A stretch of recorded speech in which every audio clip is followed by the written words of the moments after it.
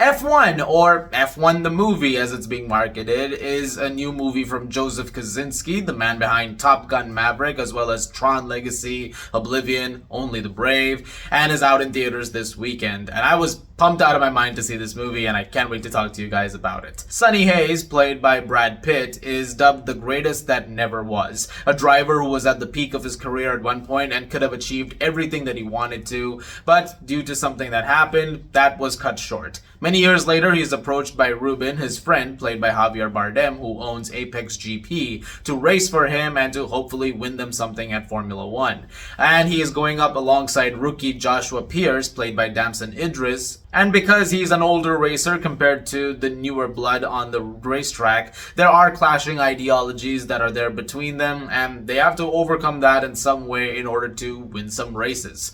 Now, like I said, I was very excited for this movie, but that's also because Joseph Kosinski as a director is someone whose corner I've been in since the start. I loved what he did with Tron Legacy and Oblivion, and then with movies like Only the Brave as well, and of course Top Gun Maverick, which I absolutely adored.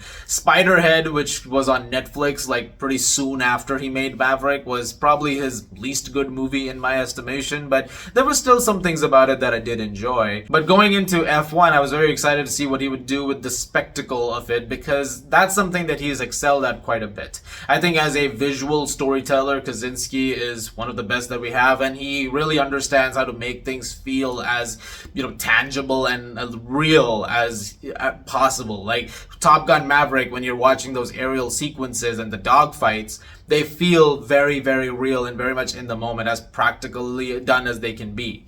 With F1, there is a very similar approach with the racing sequences, as they're very much in camera. Yes, there's probably some special effects, but so much of it is done with that sense of making it feel as real as it can, and a lot of it is also shot during actual F1 races, which makes it feel even more authentic at times. And so when you're seeing some things happen, they just feel even more intense and even more real, and every turn, every mistake can feel even more, anxiety inducing. And the fact that he is able to do a great job with the racing sequences over here as well is just a testament to him as a director. And Claudia Miranda as cinematographer, who does an incredible job of really putting you in the zone with these things.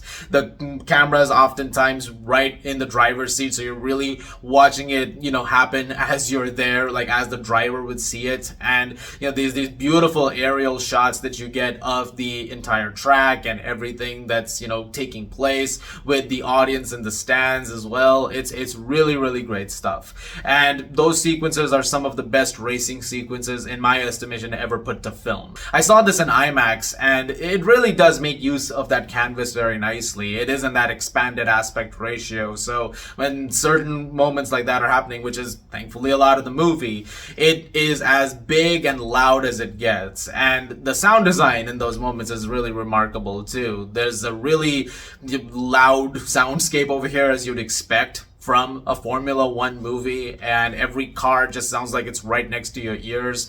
And all of this is also backed with a really great soundtrack with some really cool needle drops and a thunderous Hans Zimmer score, which is phenomenally done as well. Like there is so much over here on a technical level that works, and it's really great stuff to behold. I thought the performances are all really great as well. Brad Pitt is fantastic as Sonny Hayes, one of the great movie stars, and he really brings that charismatic quality to Sonny, especially because there are times where Sonny's making crazy decisions, and sometimes they're as bizarre and as smart as they can be. Like there is a dichotomy to them that you're following along as he's in these races, because there's a strategy that he's trying to employ when it comes to racing that it might not always be the cleanest of strategies, but it might be something that gains them, a point in the long run, perhaps. And how he is able to make all of that happen while also chasing a feeling, this idea of, wanting to prove what he can do as an F1 driver, I think is really well handled. And yes, it's an underdog story. It's something that you've seen 1,000 times before when it comes to something like this. Someone who is, trying to prove himself after a long time and, really get back out there. Still, despite the fact that those familiar plot lines are there, it still does manage to land those, fairly effectively. I also thought Damson Idris did a really great job as Pierce, and he is someone who has even more to prove, being a rookie and someone who has just, joined the ranks of Apex GP and Formula One. And so when he's going up against Sonny and he's, trying to prove his worth as well, just those exchanges between the two of them and the dynamic that's forming between them, it's also really well realized. And I thought his character was very, it's very understandable where his character is coming from, and then, seeing his arc develop along the way and him also learning a lot of what more he can do to be a better driver. Very well executed. I actually like the entire cast. Kerry Condon and Javier Bardem were really great in the movie. Some scene-stealing moments from them, in fact, particularly from Condon. She gets a lot to do over here in this movie, and I thought she did an excellent job. And that, I think Javier Bardem is also extremely, charismatic and very funny even at times. I thought he was really, really cool too.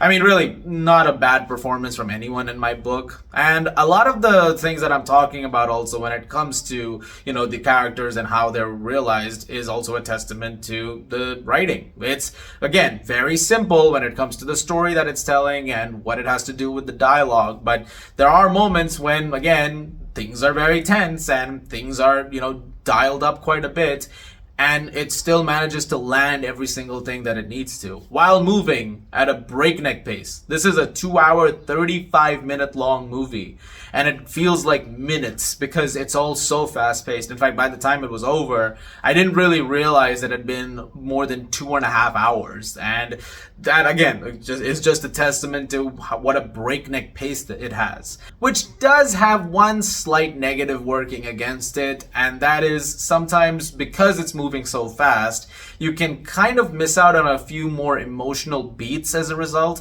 There's a couple of things in particular that happen in the middle of the movie with either Sonny or with Joshua, where it's like, if you took a few more minutes to really let this simmer, it may have landed a little bit better. There's one thing that does have kind of a payoff like later on in the movie, so it's like slightly lesser of a flaw, I think, in that moment. But there are a couple of things that do come up, and I was like, yeah, I would have liked to take a little bit more like time over here, like really feel like those stakes feel as real as they do, because a couple of those things don't feel as major later on, even though they're pretty major in the context that they're brought up.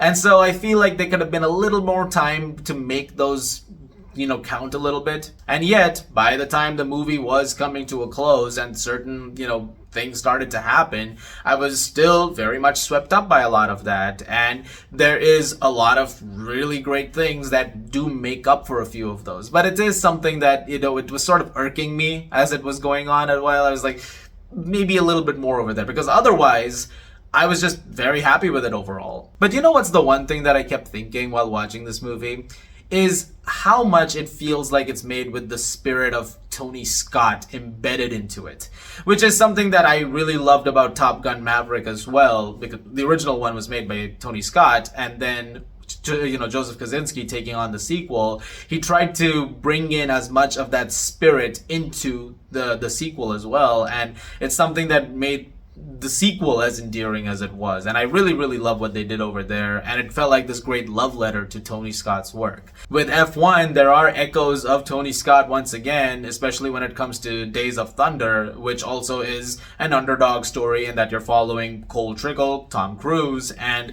while that's NASCAR, at the same time, there are things over here that are sprinkles of that movie, so it feels like they're very much in conversation with one another. And it doesn't help that there are similarities down to Hans Zimmer having scored both the movies, so it just feels like this perfect sort of full circle moment, bringing in that and then bringing in this. And so it all comes around, I think, in a very effective way by the end, just feeling like, this quasi-sequel in a lot of ways. And so I do think F1 is a really great movie by the end. I had a great time with it, and like I said, while those couple of minor gripes were there, I think by the end of it, it does bring everything home very effectively, and it's a movie that I had a wonderful time with, and I highly recommend checking it out. I'm gonna give F1, or F1 the movie, a 9 out of 10.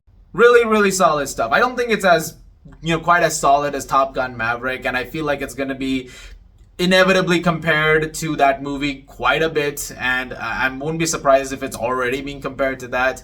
But I still think, as a whole, this is a really solid time and definitely worth seeking out. Guys, thank you very much as always for watching. Look forward to more videos very, very soon. As always, if you like this, please do subscribe, and I'll see you guys at the movies.